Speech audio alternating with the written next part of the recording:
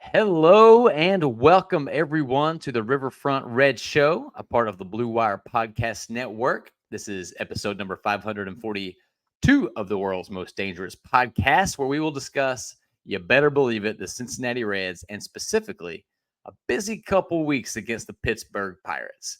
With me to do that this week is resident Pirates expert and host of the North Shore 9 podcast, the fantastic North Shore 9 podcast, Anthony DiNardo. Anthony, welcome, bud.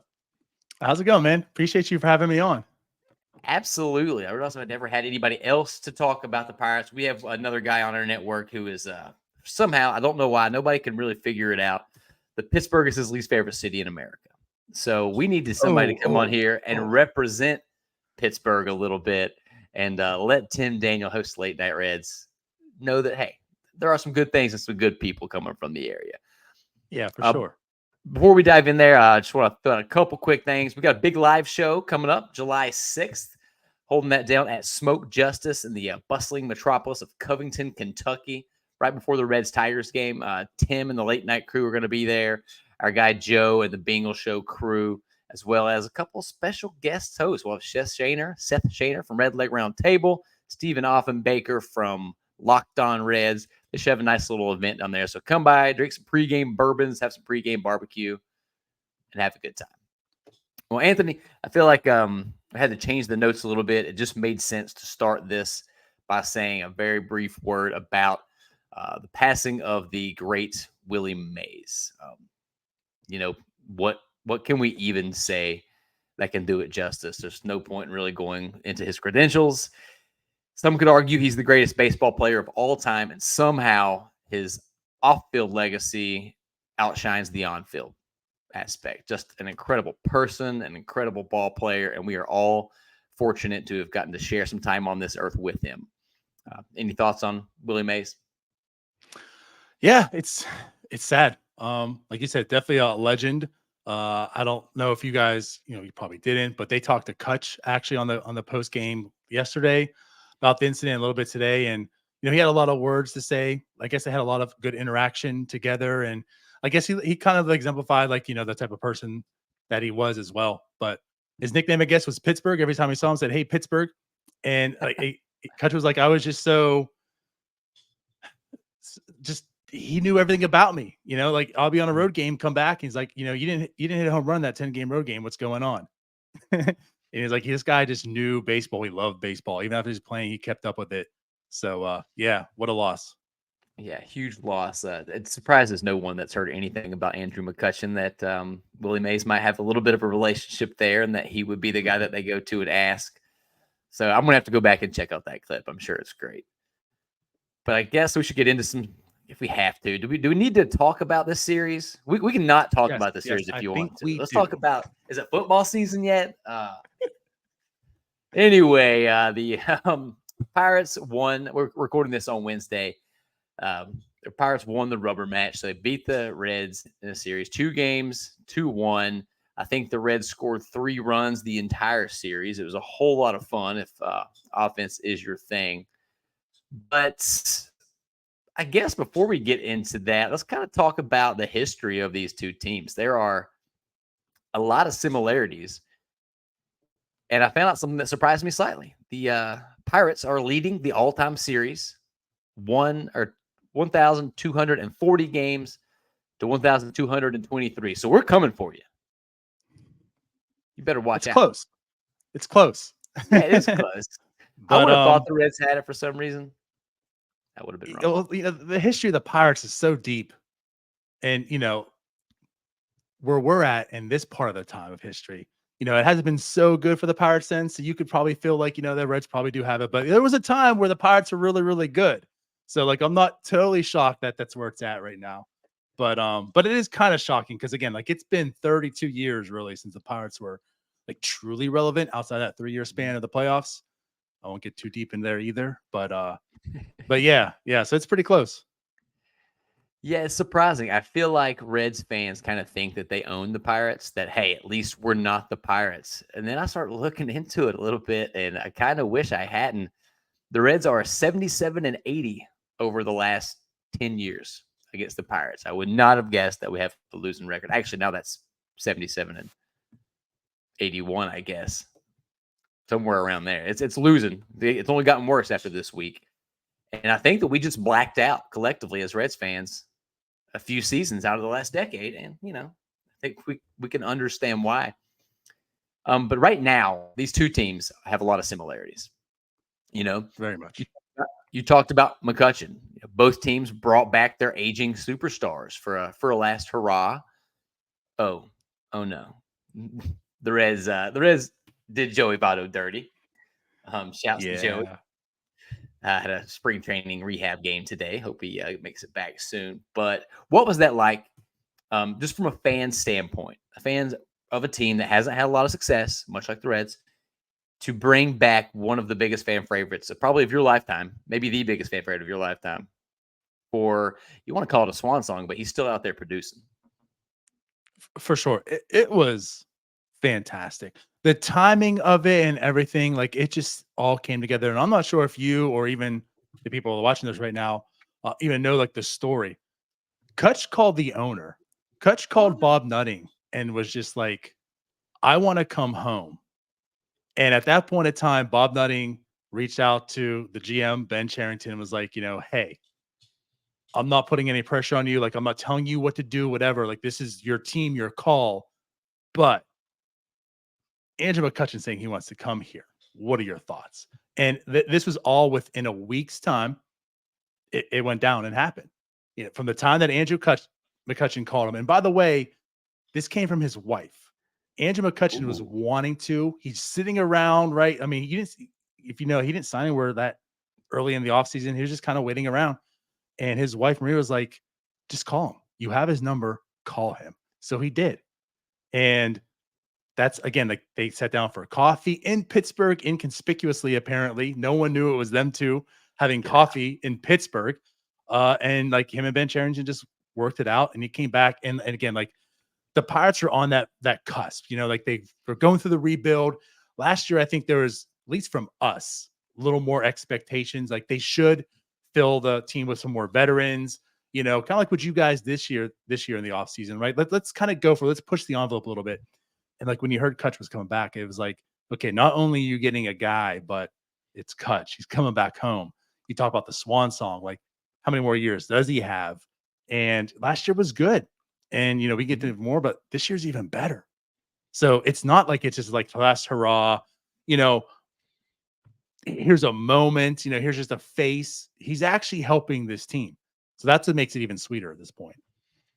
Yeah, it must be so nice. I can't imagine, based on some of the intel I have, that we're going to be hearing any romantic stories about Joey Votto calling up Reds ownership, asking for another shot. Yeah. We were pretty upset around here when not only Joey, they could have picked up an option.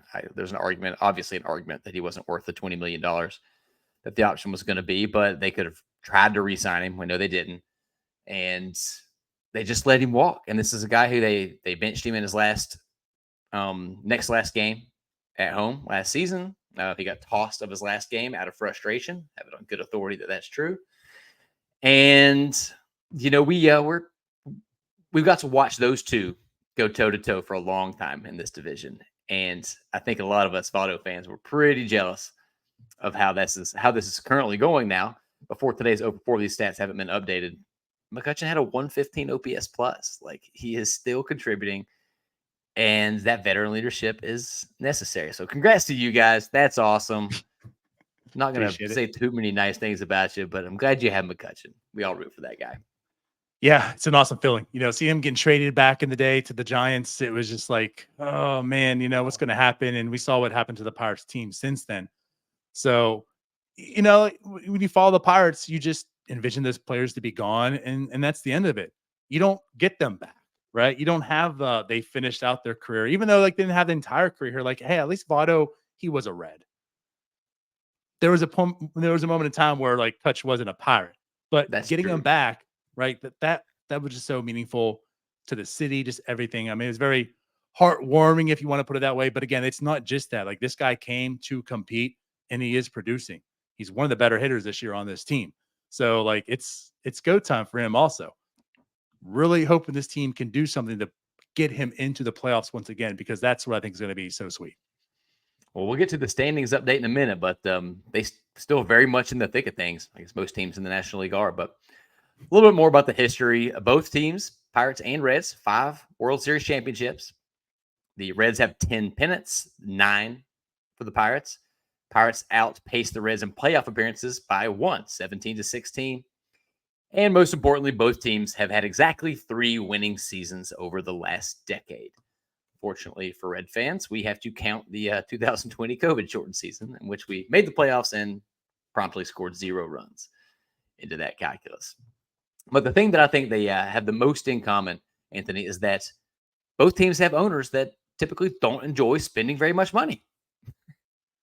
What's it been like rooting for one of the only franchises in the game that spends less money than the Reds? I can't even imagine. Frustrating. Frustrating. You know, I want to call you out a little bit here, because I mean, I feel like every owner doesn't want to spend money in the grand scheme of things, right? Like, you can look at the Yankees and say, like, they should be spending more money than they are. No one wants to spend money, but like, I feel like at least the Reds, I feel like they invest at least a little bit, right? I mean, they're not like dead last. I mean, the Pirates, you look at the payroll year over year, it's always like 28, 29, 27. At least the Reds can get into the teens, right? And it's like when they see a window, when they see an opportunity, they go out there and do it. And I go back, you know, I give Reds a lot of props. They're similar in the sense that they are a small market, right? I mean, you can have the small market excuse built into a lot of teams, the Brewers even, right? Look at the way they spend. And I look at the Reds kind of similar in that sense. Like, they're a small market, but they don't use that as an excuse. I mean, you guys have had payrolls over $100 million. How many times now? The Pirates have had it once. That year, again, like, it wasn't executed well, and therefore you guys didn't produce. But like, the year that you went out and got Moustakas, like, you guys went out and spent money and did stuff. Like, there's a lot of people shaking their heads like, why are they doing this? I kind of commended you and said, well, hey, why not? Like, they're trying to get better. They're trying to do stuff. We're here in year 5 of this rebuild thinking, like, again, I talked to you about last year how they should have been doing X, Y, Z. We're here year 5 in this rebuild, and it's like, we're still at the bottom. Like, this is like the second lowest payroll in baseball. What are you doing? So if you want to know what it's like, it is frustrating, because like, I just don't look at this team truly investing when there's a real window and opportunity in front of them. Yeah, all those points are pretty fair. The Reds have typically been in that about number 25 range, except for at least in recent history, except for the Moustakas saga, which was just an atrocious use of funds. Though I think at the time we all talked ourselves into it. We're so unused to them spending money that we were just happy it was happening. Kind of like this offseason when they did spend a little bit of money. There was some highly questionable choices as to who it went to and why, but you don't see too many people complaining because it's not our money. You know, they're not going to run out anytime soon. So let them spend it however they want to, but at least they're spending it. I can't even imagine a world where I have to, like, I can argue that the Reds owners are doing a better job. So I'm sorry you have to go through that. I know we just met, and now I feel like I've known you for years because I understand that trauma, that stuff. But you mentioned one thing. I don't know if this is kind of off topic, I guess, but you ever listen to the Bill Simmons podcast? Not really, no, anymore. I was tuning in after the Celtics won the the national championship the other day. The NBA championship, and he was talking to his dad. And they started talking about the Celtics owner, and the conversation was something like, he goes, "You know, this guy has everything you could ever hope for in an owner." He's like, "Do you care about the team? Are you willing to spend money? Is money no object to get to where you want to go? Have you put the best people around you?" And that's, I don't want to speak for the Pirates, but it's an emphatic no for us in Reds land across the board. It must be nice to have ownership that really just wants to go out there and win. So there's my ownership tangent for the day. I'm sorry about that. No, you're good. And it's true. And is it your perspective too? I feel like that's more prevalent in baseball. I feel like most baseball owners are there for the business, and like, in most cases, all owners in every sport's there for business, right? But I feel like when you go into football and even basketball, there's more of, they love the sport. They're a fan of the sport also. Yeah. I feel like in baseball, you don't really get that too much. Pretty much every owner is like, I'm here to print money. It's a business. There's just a handful. It's like, I love the sport. I'm going to be part of the people. Yeah, I wonder when that shift happened because I'm sure that wasn't always the case. I don't know if it has something to do with no salary cap or something like that, but Probably. it's a shame. It should be a rule that you have to be a fan of your team before you can own it, and the Reds don't seem to be. Maybe they are. I don't know, but they're not doing anything to convince me. All that said, Anthony, both teams do have some reason for optimism as we near the midpoint of the season here. How are the vibes in Pittsburgh? Depends on who you ask. And what's ironic about this is I feel like you guys can fit in the same window, right? This is the beauty of the NL Central, the beauty of the NL wildcard race. You're a couple games out of the wild card, and you're a couple games from dead last, couple games under 500. Like you have literally every perspective. This team is terrible because there's 9 teams above them in the wild card race. But at the same time, this team's in a perfect position. They're only 1 game out of the wild card race, right? Like that. This NL Central and again the NL in general is just nuts. And I get it. It's like June 19th. We're starting to get into the point of the time where like games start mattering. We jokingly said like, for a mid-June series, this one against the Reds was pretty important because it's time to start stacking wins. It's time to start separating yourself because this trade deadline is just a month and a half away. If you want to do something, you want to be in a position that you want to buy, you got to start separating. But it's just like, yeah, it's just like everyone's just right in the middle, okay with it. And I feel like it comes on your personality. Are you a glass half full? Or are you a glass half empty type of person? There's your vibes. Yeah, so it sounds like Pittsburgh and Cincinnati might be the same city in a different location. First off, how dare you? This series didn't matter at all. Matter of fact, it meant everything. I've already forgotten about it. Quick standings check after this one. It looks like did the Cardinals win today? I don't know if I did. No, they lost. Awesome. Mm-hmm. Love to see that. The Brewers lead the division still 43-30, followed by the Cardinals at 36-36. Do not enjoy them creeping back above 500. Then the Pirates at 36-38, 7.5 games back. The Reds a game behind them at 35-39, tied with the Cubs for dead last in the NL Central. It's a super, super fun day. But like you said, the wild card, the Reds are only a game and a half back. You guys are only a half game back of the wild card right now. First off, how do you feel about the expanded wild card? So to get on my soapbox here, let's go. I see the benefit of it. The benefit is literally what you're having right now. There's way more teams that are in it. So there's more fan bases that are potentially in a playoff race. There's more interest into the game because what we talked about with this NL, right? All these teams in the wild card. Well, every team has a chance. Every team's still watching right now. There's not 5 teams that are already calling themselves out of it. Like you look at the Rockies and the Marlins, those are 2 teams that there's no hope, right? But that's it. Every city, every team in the NL, if you're a fan of them, you're still in it to some capacity. So I get the benefit of doing it because it allows more teams to be in it. I think it brings more excitement into, the summer months. But the same sense, you have a bunch of milling teams. And I think the problem is by doing this, you have teams that aren't truly investing and truly going to go all in for it in the offseason. They're going to take the approach of, look what the owner of the Mariners came out, talked about the 56%, right? You just have to be okay. And if you're okay at the deadline, then you can make your move. And I think that's what teams are doing. Like, let's just kind of float, see what happens. And if you're good enough by the deadline, then make a move. So here you go. Like I said, the positive, the benefit is you have all these teams that are involved and fan bases, can have that excitement that they're 1 game out of the wild card. But with that being said, no one truly looks good. Yeah, that's pretty perfectly put.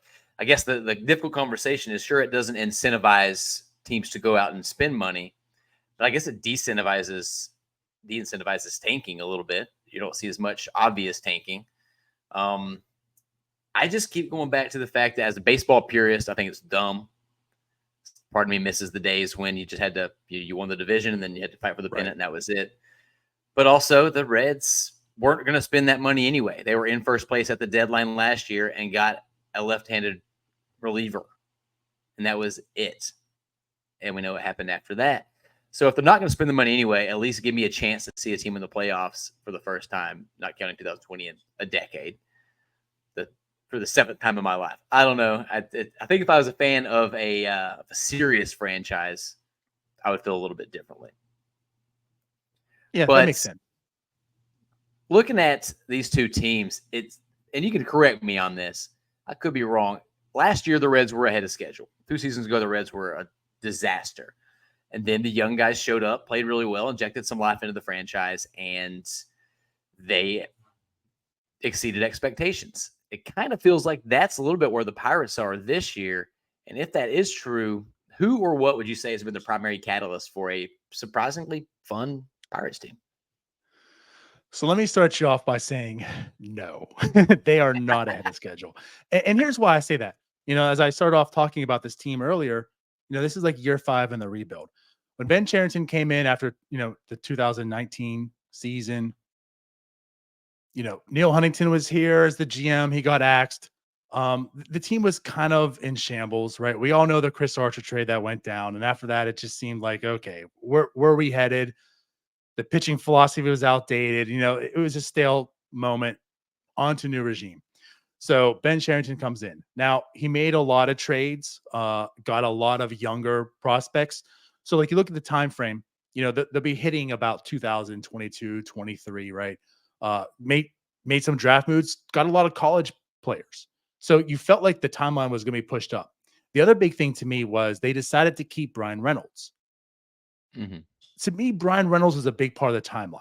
If you weren't planning on competing in like 2023, 2024, will you trade him? Because right now, Brian Reynolds is 29 years old, going to be 30 next year. So it's like if you're deciding to keep Reynolds, you want him in his prime, right? Otherwise, you get assets.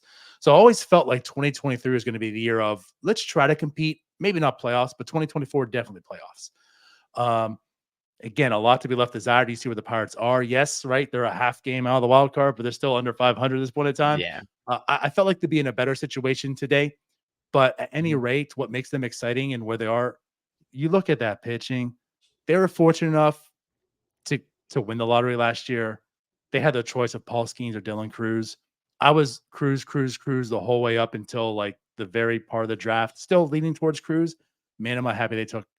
I'm sorry. Yeah, man, am I happy they took Skenes because now Jared Jones kind of coming out of not really nowhere, but the fastball that he developed this offseason, Mm-hmm. you see what he is now. That was unexpected. So, and you already saw Mitch Keller. So Mitch Keller, Mm-hmm. Skenes, and now Jared Jones, this 3-headed monster this team has as far as pitching. It's exciting. It's exciting. And now you see like this team has a real opportunity ahead of them. Yeah, and it seems like they've got a little extra life too since Paul Skenes showed up in Pittsburgh, sort of the way the Reds' young guys, Elly De La Cruz and Matt McLean, specifically last year, did in Cincinnati. Let's just jump right into Skenes. As a Reds fan, screw that guy. I I can't get it. believe we have to just face him, 2 or 3 times at least every season for as long as he's in that uniform. But from your perspective, what makes him so special, and how much fun is it just having a guy like that shows up from day one and might be a top 5 pitcher in baseball right now? I think my co-host Jim said it best. Paul Skenes and Jared Jones are the pitchers that every other fan base hates. Just as you said right now, right? You don't want to see those guys. Screw Can Paul confirm. Skenes, screw all that, right? Pirates fans have those guys for once, like we get to celebrate, like, hey, they're on our team, right? We're always saying, like, screw you guys for these pitchers or whatever. So, like, the Pirates have 2 of them. It's a fantastic feeling. What makes Paul Skenes special, though? We had the LSU coach on last year right after the draft. He's talked a little bit, about him. Like, the stuff that he has, which, by the way, I mean, that Splinker, arguably the best pitch in Jesus. baseball, hands down. The guy throws 102. I mean, we're not talking the guy hits 100 miles an hour. Like the guy sits at 100 as a starter. With movement. Again, something that you don't see. The Splinker is such a deadly pitch, but it's just like the makeup of him. Mm-hmm. This guy wants to win more than anybody. And you talk about the preparation he has, what he was doing at LSU among all the pitchers, Jay Johnson, the coach for LSU, he was saying like when he goes to Pittsburgh, they're going to gravitate towards Paul. Mm-hmm. Like he's that type of a dude, and you're seeing it. And the guy goes out there and you've watched him pitch. You see it. He's got the stuff. He's got everything. Everything. So Yeah, it's just wonderful. he seems so advanced for his age. And the way he Just turned 22. Yeah, he seemed to realize that the fastball wasn't going to be as effective as his primary pitch after the first inning yesterday. So he started going mostly off speed, and the Reds couldn't touch it. Not yet. Yeah, I guess 2 days ago, the Reds couldn't touch it. It was fun watching him pitch. I'm going to really enjoy watching him pitch because we have a guy just like that on the offensive side of the ball. We've got Elly De La Cruz. Yeah. And I think as Reds fans, we are constantly just saying how lucky we are that we get to watch this guy take the field, unless you're of a certain generation that thinks he needs to go back to AAA and learn how to play defense. Sure. I'm fully aware of that with our O'Neill Cruz. Yeah. We can talk a little about the Cruz on Cruz battle in a little bit, but I think it's better. It makes more sense to talk about the way Elly De La Cruz and Paul Skenes compare, because we're going to watch those two battle for a long time. I mean, Elly had 3 hits in that game. It was really fun to see him have some good at bats against a guy like that. Didn't matter in the end. I just can't stress enough how much I hate that he is in the NL Central. The Reds were so bad, and then they get the 7th draft pick. Stinking Pirates. In the same sense, the Pirates got the 9th this year, and look what you guys are going to get. So, but on the other side of it, there was a clear-cut number 1 and 2 last year. Mm-hmm. And again, seeing what Paul Skenes this year, it seems very deep, so it doesn't hurt as much to have the number 9. But yeah, we're kind of envious of your pick this year, buddy. Well, I hope y'all take the wrong guy at 9. That's all I know. There you go. All right, so game 1 was the Titanic struggle. Everybody was tuning in to see Paul Skenes versus Carson Spears. I'm not going to hate on Carson Spears too much. He shouldn't even be in that position. He should be organizational depth. Ends up giving up 4 runs in the first 2 innings, I believe, and then ended up going 6. So good job by him, I guess. But he was no match for the legend that is Paul Skenes. Also, how are you going to be that good at pitching and also have that good of a mustache? Life is just cruel. He's got it all. Again, he's got it all, and he's got the girl. Like, he has the entire package, right? That's what we're talking about. And I think what Baseball is Dead put out like a little video, and just like how important he is as a prospect and as a pitcher for baseball. You're talking about marketing and such, and he has like the biggest, largest social media presence there is. And it's not even like his socials, but like how often he's talked about. And again, like if there's ever a power couple in baseball, right? I'm not talking like she's anywhere near Taylor Swift, right? But you saw what happened with Kelsey and Taylor Swift, right? If there's anything close like a power couple, it's them two right now. Last time I can remember is like Kemp and Rihanna, or Jeter and every person Jeter had. Yeah, Jeter, right? And A-Rod and Madonna. Every famous woman of the 90s and early 2000s. I guess we got Justin Verlander and Kate Upton. Baseball. Oh yeah, actually, you know what? You're right. There you go. But it's like you don't see that often in baseball. But that's a good point. I mean, it's another reason that I think we're very lucky to be living in the Elly era, is that one of the big problems that baseball has is the average age of viewership. They have a really difficult time getting people under the age of 30 to tune in, really under 40. So getting guys like Paul Skenes and his relationship with Livy Dunn, getting guys like Elly, who is a highlight a minute and can do something that nobody's ever done before. Even O'Neill Cruz, these 6'8" alien out there trying to play a shortstop, is something that Major League Baseball really needs to be latching onto and pushing as much as they can. And baseball's not been great in the past at marketing their superstars, so we'll see how that goes. Yeah, for sure. All right, moving on to game 2, we had Nick Lodolo versus Bailey Falter. We are excited about Nick Lodolo. He was absolutely fantastic in this outing. I don't know if you know a ton about Lodolo, but he has been pretty impressive just about every step of the way. He's just been battling the injuries. I've been hesitant to call him injury prone because he doesn't have a long track record of this, but the recent history has been kind of ugly. But when he's been on the mound, he's been awesome. Right now, to the tune of a 2.76 ERA, 8 wins, 2 losses on the season. And for me, my favorite stat's WHIP. He's got a 1.010 WHIP. He's been fantastic. Seems like he had your guys off balance all day long as well. And I'm excited. I'm really excited to see round 2, because these guys go toe to toe against each other again next week. Any thoughts on Lodolo? And please go into your guy Bailey Falter, who's been pretty good, pretty solid.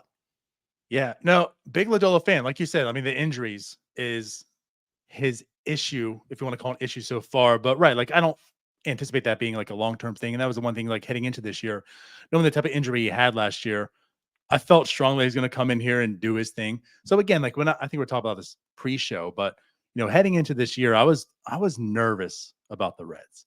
All right. We talked and said that we feel the Cubs probably could win this division just based on what they have, right? They're probably the most prepared, ready. But much like the Pirates and Reds kind of have this variance. Like they could be bad, they could be really, really good because they're so young. The talent's there, right? But it's got to translate. But I really felt like if there's one team that's going to come out here and just come out of nowhere and like dominate the division, it's the Reds. You saw what your talent did last year, right? So it's like now that's the second year, more talent's coming. You guys had a decent offseason, but like Lodolo was a big part of that. And he's going to come back here and be healthy. You know how good he is. If Hunter Greene can be good, right? So big fan of Lodolo. And it doesn't take too much to make our offense not look good. So yeah, he was able to capitalize on that. But what's funny was you asked about Bailey Falter. Man, did I hate that trade. Just another soft tossing lefty that Ben Cherington brings in. And like the hype about him was like, well, his extension, the perceived velocity because of the extension. Great. He's terrible. He stinks. And then he had a spring training. And Nate, let me tell you, he looked awful. It was awful. His first game in Miami, his first inning, I think he gave up 6 runs. And it was like, what are we doing? You're supposed to be a serious team. And then from that moment, he's become Bailey Falter, which you talk about the big 3. And it's like Bailey Falter's left out here in the dust. No one talks about it. It's like he's got like a mid-3 ERA. Like he would be like any team's number 1 or 2 right now. Like I jokingly said, Miami, who was like the pitching factory, he'd be their ace. I don't know where this Bailey Falter came from, but this guy, his fastball, which isn't fast at all, is actually pretty good. As long as he's locating, you saw it. I mean, he struck out Elly twice. I don't know how, but he did. And yeah, he's been a nice success story for this organization. Yeah, I was surprised when I looked up his stats preparing for this show, but he's been great for you guys. Now it's nothing to hang your hat on to strike out Elly De La Cruz. I think only Will Benson, also on our team, has more strikeouts in Major League Baseball than Elly. But you got to be happy with those depth pieces. We thought the Reds made similar moves, with their organizational depth, but it just hasn't been there. But we do have Nick Lodolo, so you got to give the front office credit when they get it right. And you talked about your 2-headed monster with Skenes and Jared Jones. We've kind of got one too that we're pretty excited about because the guy that pitched today, Hunter Greene, against your guy Mitch Keller. We haven't even talked about Mitch Keller yet. He's also awesome. Man, stop it! I'm not supposed to say good things about the Pirates on this podcast. All right, you got to go. This week on the Riverfront. So the Reds take the middle game, and the Pirates end up taking the bread games after a heck of a pitcher's duel. Let me pull up the stats here real quick. Hunter Greene goes 6.1 innings, 2 hits allowed, no walks, and 9 strikeouts. Fantastic outing from Hunter Greene. Lowers his ERA to 3.35 on the season. Unfortunately, Mitch Keller, who historically the Reds have kind of owned, I think going into today, his career ERA against the Reds was a 6.03. He did not have a problem today. He was 7 innings pitched, also allowed 2 hits, had 2 walks, 7 Ks, and they took him out after like 45 pitches. Right. I think he was at 70-something, maybe low 80s. I was surprised to see him take him out, but he's a fantastic. I think he went into the 8th with 70. Yeah. I think that's what it was. Yeah. Yeah, it was absurdly 77 efficient. It was. That stinking AAA lineup that the Reds trotted out today certainly didn't hurt Mitch Keller, but that's kind of the microcosm. We talked about this off air too. That's what these two teams are. They have some extremely exciting talent. They've got some top end pitching, and then just a bunch of holes on the rosters that simply were not addressed in the offseason. For Reds, it was the outfield. The guys they're putting out there now, especially now that TJ Friedl got injured, just aren't major league guys. Will Benson, I don't think you'll find a podcast out there that are bigger Will Benson supporters, but he has just looked really, really bad for this season. And your pitchers have these guys just off balance and guessing the whole time. So why did you do that to us? Because we're sick of you. We're tired of losing. But you're right, man. And this was, I felt again like this was a good series, not just because the Pirates won 2-1. It made my life a little bit more easier, but it just kind of showed these two teams where they're at right now, and the pitching's there for both sides. Also, you talked about Lodolo, big Hunter Greene fan. I mean, from the day he was drafted, always curious of like, what's his career going to be? How are they going to utilize him? Obviously, end up just being the pitcher, but I mean, such an athlete, and it's nice to see him become that guy. It took him a little bit of time. And I say that in the sense of wasn't this extreme, but you talk about, Mitch Keller's career against the Reds.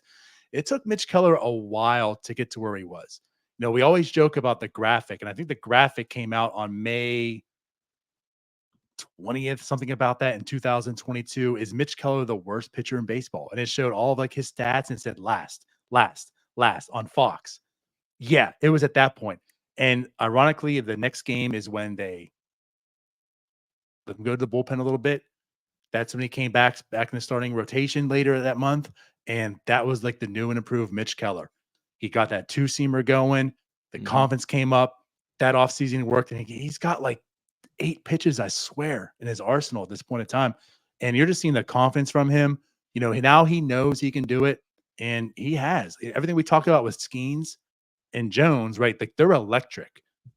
But Mitch Keller is still that dude. I mean, he's got a 3.11 ERA right now.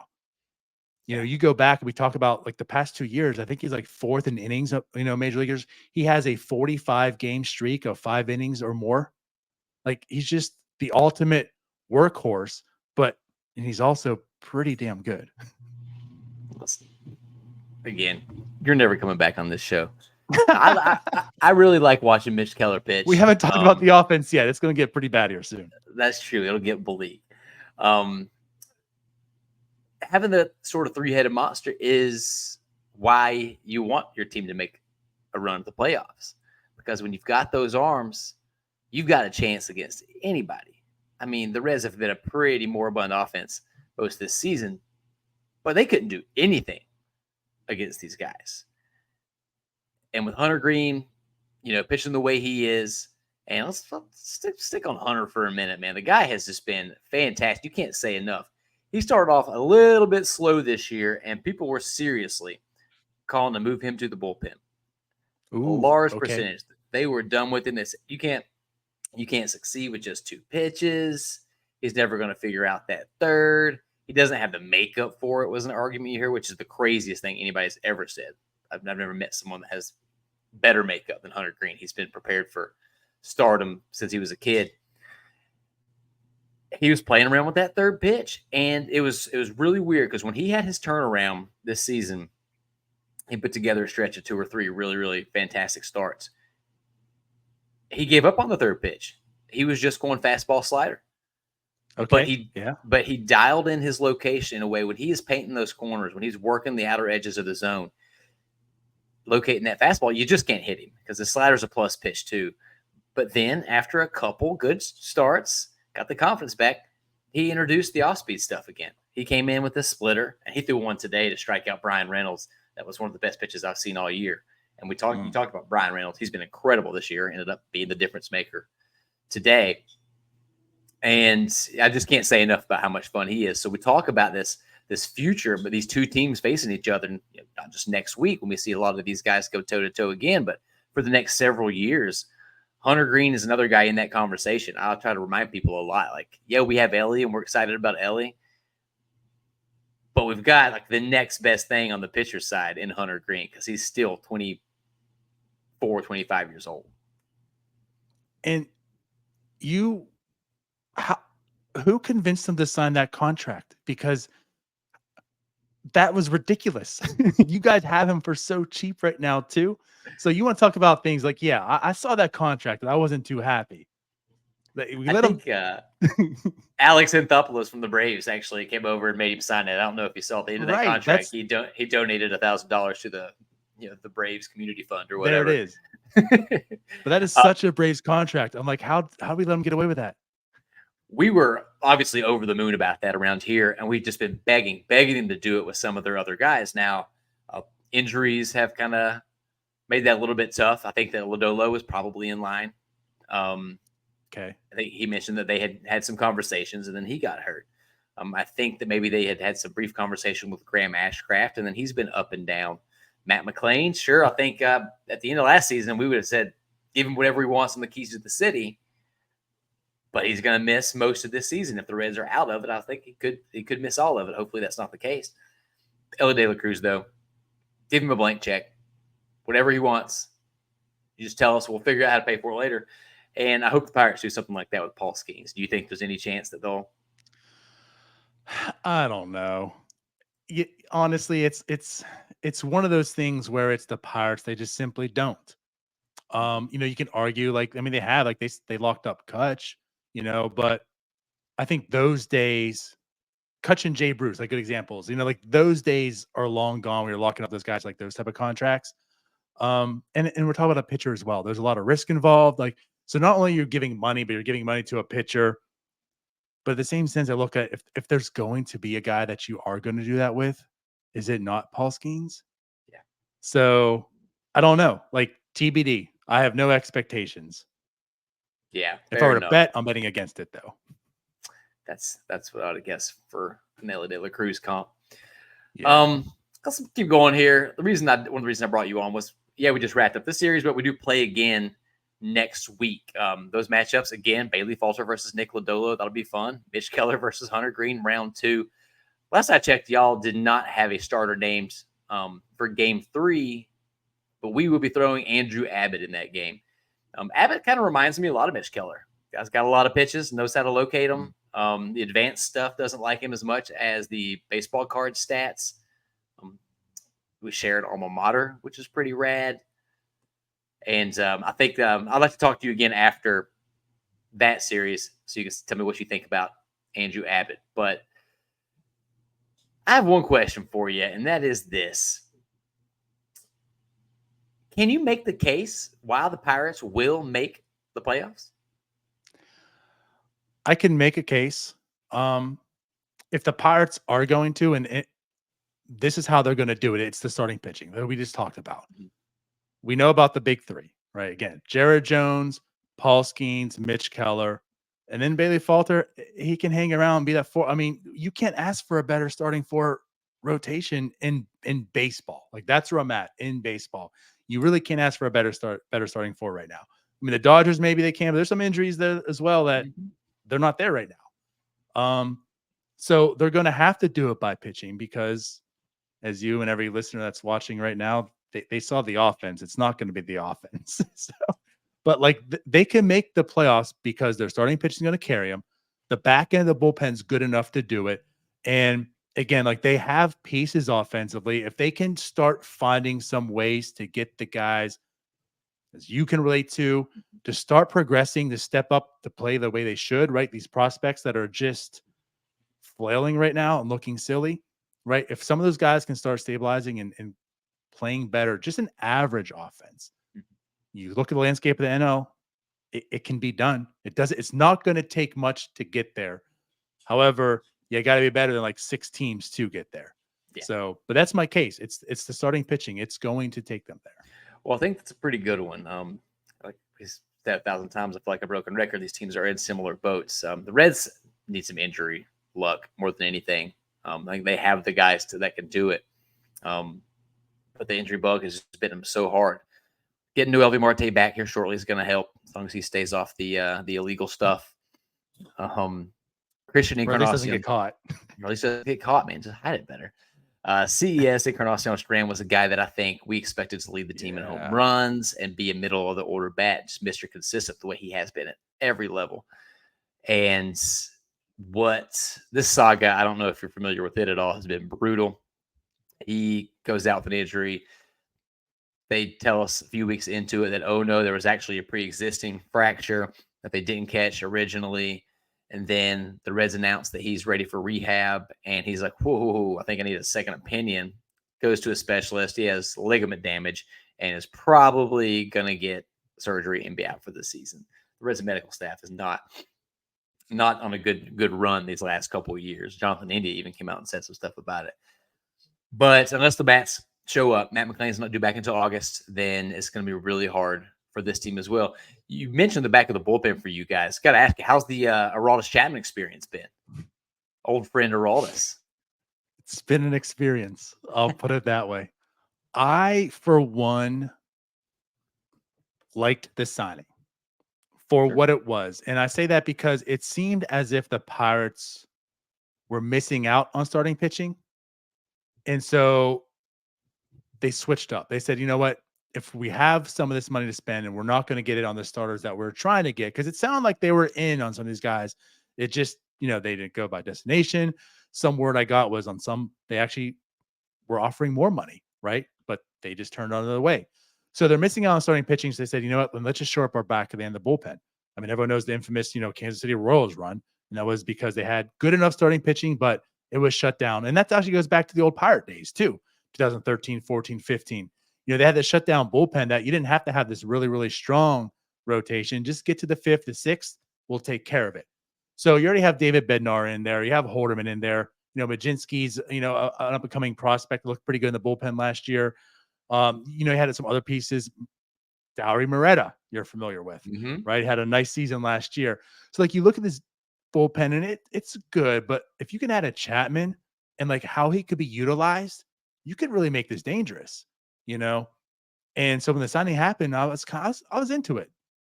And the first week came and it's like, oh man, yeah, he's good. And then you got the experience and it was like, what's going on? He comes into some innings. I haven't seen him do this before, at least, in my eyes. You have more familiarity with him, but he was coming to innings throwing 93 and then hitting 97 and then hitting 102. What are you doing here?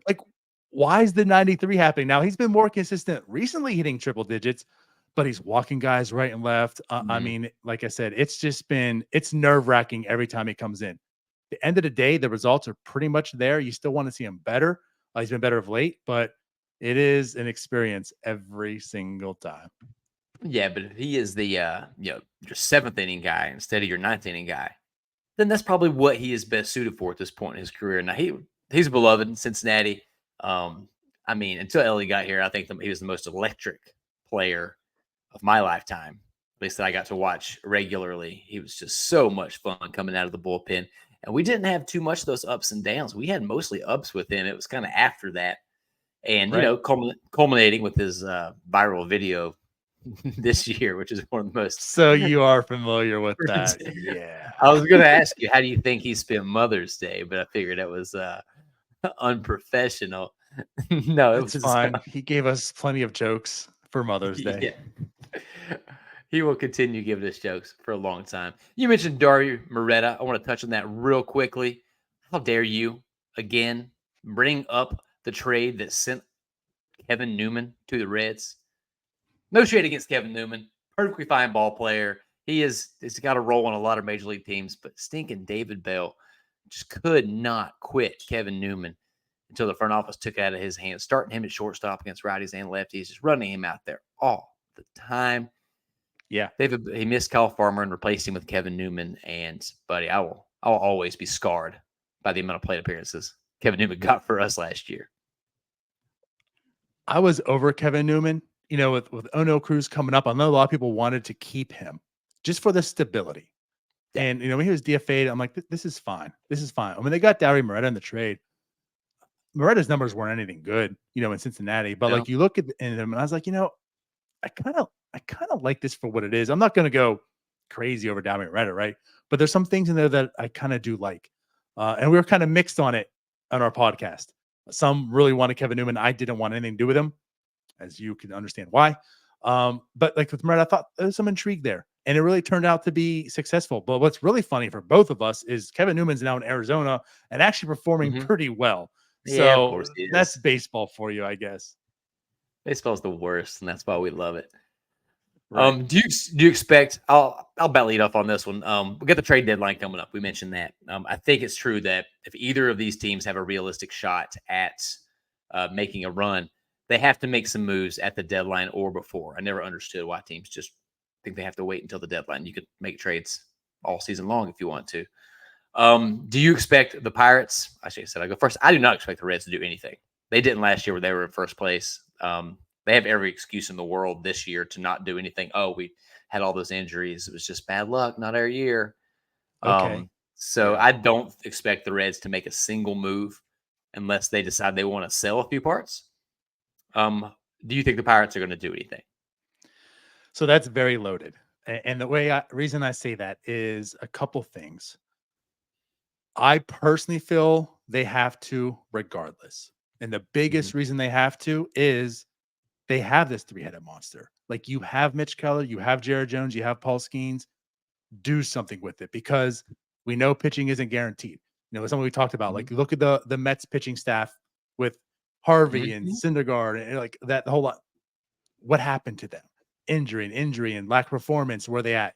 You know, we talked about like Jared Jones. He's been comped so much to Spencer Strider, right? And his Mm-hmm. performance, the type of pitcher he is. Well, where's Spencer Strider right now? Like Atlanta had all thoughts about going in here. Like, let's get Chris Sale. Look at our three-headed monster, and then Spencer Strider's out for the year. Mm-hmm. So, like, you have an opportunity that these three guys are here today. You see a weak NL Central and a weak NL in general, capitalize on it. So I do want to see them go for it. I honestly, as long as there's where they at like today, somewhere in there, I think they will add because Charrington has even come out and said like the goal is to win this year. He stamped it, and this is a guy who doesn't stamp anything. The most Okay. vague GM speak you can imagine, right? So he's kind of even come out and said alluded like the goal is to win this year. And again, like I don't think they're prepared to have Jared Jones do what he's doing. You see what Paul Skenes is doing. I think they need to. I think there's a real opportunity here, and they need to. Now, how much they go into it, we can question that. If they're the team that goes out and just gets a lefty reliever like you guys last year, they went for it. They added, but it's like, did they really? No. So I don't think they're going to invest. I mean, of course, everyone wants them to go out and get like Lewis Robert. They want to go, Mm-hmm. get a big bat from the outfield. I don't anticipate that. But if Yeah. there's one thing you can say about them, they do have a lot of young pitchers in the minors that they can dangle for trade bait. And you see what they have in the rotation now. They're all young. They're all controllable. You don't really need those guys. So turn them into assets. Yeah, I was looking at your all's Fangraphs prospects rankings, and 7 of your top 8 were all starting pitchers, Yeah. which is an interesting position to be in when you have young, controllable guys at the big league level. As a Reds fan, let me say, Ben Charrington, if you're listening to this, sell all the prospects. The Reds fans were up in arms As a about Pirate fan, I'm accepting that. Sell them all. Let's get good now. It's the only choice. Last year the Reds didn't do anything. They kept saying, no, the asking price was too high. The asking price for Dylan Cease was too high. Nick Krall came out and said what they wanted for Dylan Cease, by the way. That wasn't what anybody else said. So we have no idea if it's true. But the Reds had all these prospects. They have these pitching prospects, these Chase Petties and Connor Phillips in AAA, Brandon Williamson. Can't give up these guys. We got to hold on to them. They're just as good as Dylan Cease's of the world. And now it's a year later, and they both have stunk almost all season long. And that's what happens to prospects. That's why you trade them for proven major league talent. So I don't think either of us should hold our breath for our teams to drastically improve at the deadline. But, here's hoping. What I don't expect is for them to make a trade with each other. We saw how the Kevin Newman, Dario Moreta trade worked out. I mean, I guess is Moreta injured right now? Yeah, he's out for the year. He had a good time. That's right. Yeah, he was great for y'all last year. He was, and he was going to be a big part this year. Unfortunately, he's not here now. Yeah, what a great personality too. I'm so thankful that just for the presence of Dario Moreta. Yeah, we liked him over here. We were rooting for him. They've actually teamed up a couple times. I did a little research for this part. They traded Sean Casey, went to Pittsburgh. Yep, that was a moment all Reds fans will remember. If you rewind it way back, there's 2 more notable ones that I want to mention. One was in 1957. The Reds traded Big Clue, Ted Klaczynski, for D. Fondy. I don't know who D. Fondy is, but that's a pretty good name. But my favorite, the one I want to shine a spotlight on here, happened in January of 1959 when the Cincinnati Reds traded Smokey Burgess, Harvey Haddix, and Don Hoke to the Pirates for Whammy Douglas, Jim Pendleton, John Powers, and Frank Thomas. And some are saying it is believed this is the one and only trade in MLB history involving someone named Smokey and someone named Whammy. So we've got that going for us. I'm pretty sure I'm not going to fact check you. I'll take your word for that for sure. Yeah, don't fact check. I miss old baseball names. Man, they're the bring best. some of those back. Can you imagine being sitting there at the hospital, you're in the delivery room, and you're like, "Babe, we never chose a name for our kid. What about Whammy?" Yeah, sure. Whammy will do it. How about Rube? All right. How about Rube? Rube Waddell, man, there's a story. Yeah, can you imagine? All right, so I think that we've pretty much covered all the current events. We will try to check back in for next week's series, and hopefully I'm a little happier to talk about the matchup that I am this week. I was excited until the game today. I was going to come in and rub it in your face that the Reds won 2 out of 3. These two historic franchises, these titans of baseball.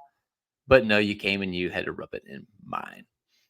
But before we go, Anthony, do you mind hopping on for a couple viewer mail questions? Yeah, of course.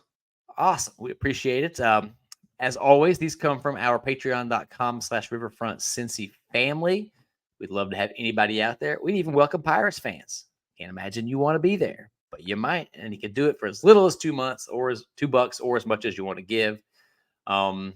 We have a great time over there. Would love to have anybody who wants to join. Our first question comes from James Urban.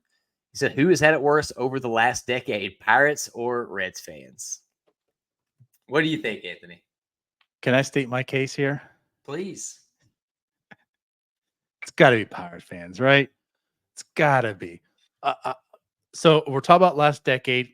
We still have the wild card games in there, right? Well, Pirate fans know wild card games all too well. Yes, I'm not going to go talk too deeply into yours, right? The Cueto game. We get that. We have different perspectives on that game. I appreciate that you're not going to bring that up as I bring it up.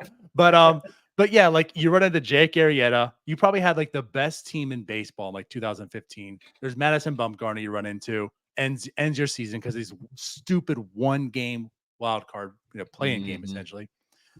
And that's it. That like ruins the hope for Pirate fans. There goes the playoffs.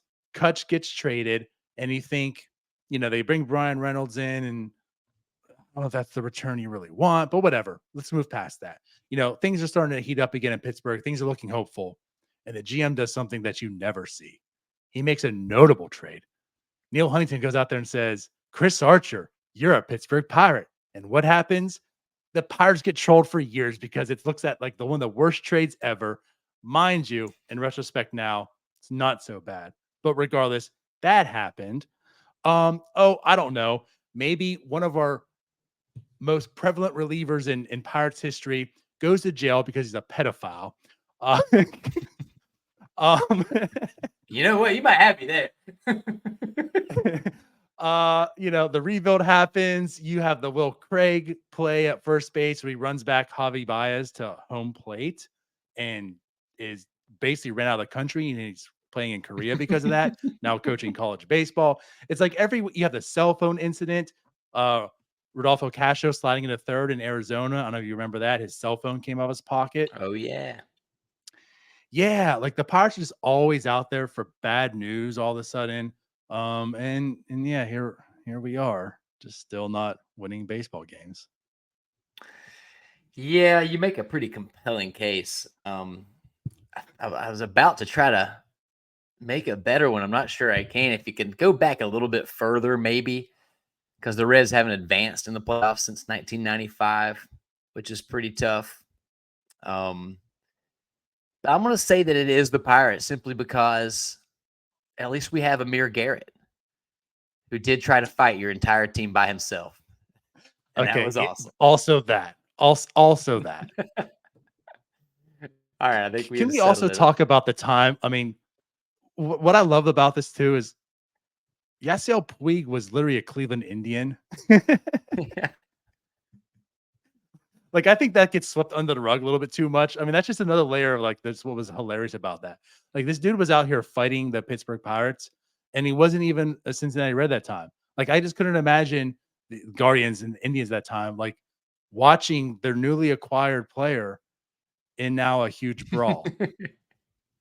So we love Puig over here too. We didn't have a lot to root for in those years, so characters like that were about it. And Joey Votto. All right, Anthony. Next question from Joey Gaditza, our friend from Canada. No matter what side you're on, we can all agree that the Cards are the most loathed in the division. Correct?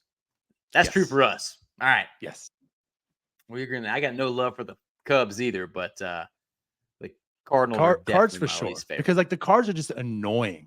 Mm-hmm. And this year's a perfect example. They shouldn't be good. They've been bad. You look at the roster, it's terrible. And then that Cardinals devil magic just pops up and here they are in second place. Like how do you keep doing this? I don't know. I'm not going to speak it into existence. They're going to fall back to the bottom of the division where they belong. All right, let's do it. We'll unite for that. Let's go. All right. Mike Perry says both teams have very exciting young players. Which team has the brighter future and which team will win more playoff games over the next 5 years? Okay. Man. I guess you went first last time. I will say that. I mean, I got to be a homer here. I think the Reds have a better future. I think that with Elly De La Cruz, with Matt McClain, CES, and Spencer Steer, who doesn't get enough love. And we've got Hunter Greene, Nick Lodolo, Rhett Lauder waiting in the wings, who we're super, super high on. Noelvi Marte, who is one of the top prospects in all baseball for a couple of years. And then we have that number 2 draft pick this year. It's hard to not get excited about the potential. I just hope that it's not only potential. So because I think we have a little bit better balance between offense and defense and pitching than what I'm seeing at Pittsburgh right now, I'm going to go with the Reds. This is a very tough question because I feel like we're both in the same mindset of our respective franchises. I was called out for being a Reds fan this offseason because I looked at you like there's so much similarities, and it was always, so how do we match up to the Reds? How do we match up to the Reds? Like you're going to have to defeat the Reds. And the other thing, and this goes back with you talking about, are we ahead of our rebuild? You guys turn this around quick. Like that Luis Castillo trade, how much that paid dividends. Like you guys had this quick rebound. You're selling off, and as Pirates fans, like, okay, good. The NL Central is going to get even worse. We're going to have this clear-cut window because all these teams are bad as we're getting better. And it's like, wait, where did the Cubs and Reds just come from? You were supposed to be bad still. So you guys have a lot of young talent. And I feel like, yes, you still have it on the pitching. Trust me. But I feel like you guys have a lot on the offensive side where the Pirates are kind of flipped. Yeah, they're still hitting prospects, but it's more of the pitching's really good. And that's why I'm going to say the Pirates. As much as I like what you guys are doing, and I feel like you have more talent overall. And yes, people are watching me as Pirates fans are going to hate me right now. But pitching wins, man. Pitching wins playoffs. And that's what we talk about with this team. Like, this team isn't built for the regular season right now. We're hopeful that they can get to the playoffs. But if the Pirates can get to the playoffs, they are absolutely built for the postseason. And this is a team that could be kind of scary, right? Because of those days off, you only need 3, maybe 4 pitchers. Well, you see who they are, right? The back of the bullpen is really, really good. The middle part's terrible, but you don't really need those as much.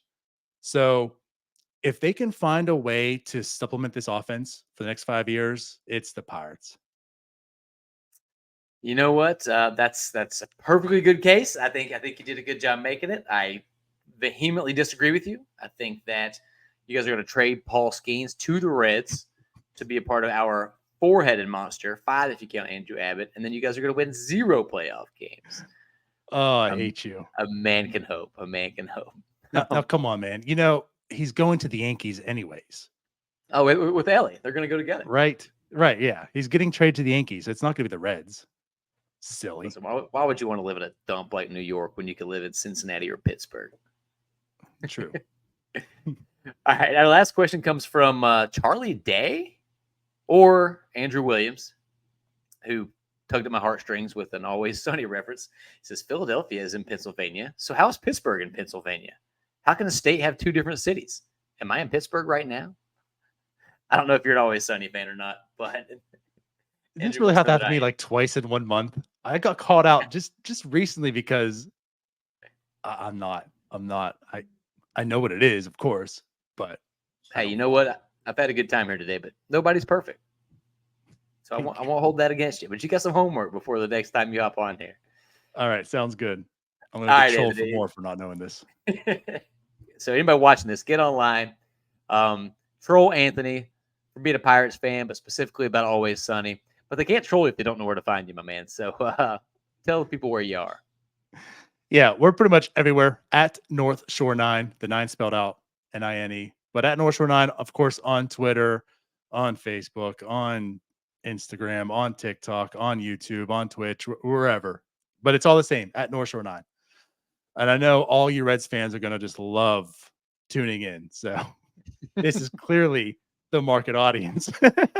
We do have we are lucky that a lot of our following they're baseball fans first and foremost. For sure. And if you're on Twitter, North Shore 9's a great follow. They had me laughing, so definitely worthwhile. And we like getting into little verbal scraps with other teams' fan bases. So we have to do something for happiness because the for sure, team success isn't bringing it. So wherever we can find it. But man, thank you so much for joining me on this. We actually went well over an hour. I didn't think we were going to make it that long, but I appreciate you giving me that time, and you are welcome back anytime. Same. Thanks for having me. It was a great time, and can't wait to take 2 out of 3 next week. You son of a gun. All right, enough of him. Guys, please don't forget about the Late Night Reds live show coming up on July 6th at Smoke Justice before that Reds-Tigers game. Thank you, everyone, for listening and tuning in and supporting the Riverfront. Tell your friends, tell their friends to tell their friends. And let's get these numbers up. It's how we grow, and we appreciate it. So shout out to my man Adam Dunn. Shouts out to Luis Alberto Bonilla, to Wayne Krenchicki and Eli Cash. For my man Anthony DiNardo, and for Willie Mays, this is Nate Dotson saying so long, Cincinnati.